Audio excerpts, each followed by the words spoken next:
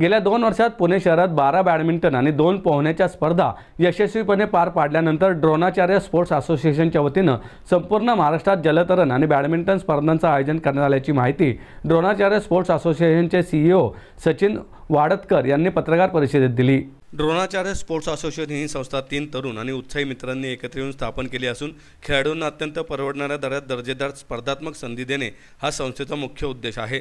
राष्ट्रीय नियमांनुसार आयोजित केल्या जाणाऱ्या स्पर्धांमुळे खेळाडूंना व्यावसायिक अनुभव मिळतो असा संस्थेचा विश्वास असल्याचं सचिन वाडतकर यांनी सांगितले। गेल्या 2 वर्षात पुणे शहरात 12 बॅडमिंटन आणि 2 पोहण्याच्या स्पर्धा यशस्वीपणे पार पाडल्यानंतर असोसिएशन आता संपूर्ण महाराष्ट्रात विस्तार करत आहे।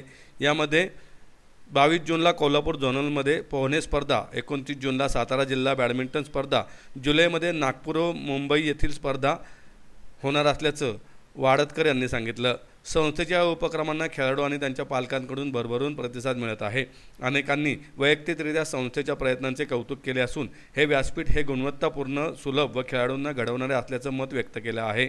या सकारात्मक प्रतिसादामुळे द्रोणाचार्य स्पोर्ट्स असोसिएशन अधिक जोमाने कार्यरत असून राज्यातील युवा खेळाडूंना अधिक संधी, अधिक दर्जा आणि अधिक मार्गदर्शन मिळावे यासाठी संस्थेची पुढची वाटचाल निश्चितच प्रेरणादायी ठरेल असंही त्यांनी म्हटलंय।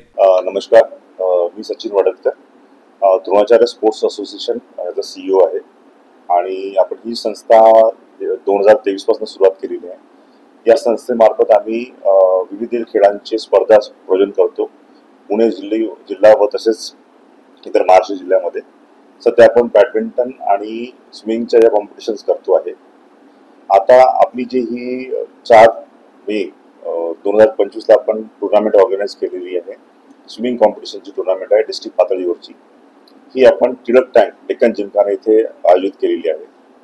या टुर्नामेंट करता आपण स्पेशली शौर्य करंदीकर हे नॅशनल प्लेयर आहेत, सध्या नॅशनल कोच सुद्धा आहेत स्विमिंग कॉम्पिटिशन मधले।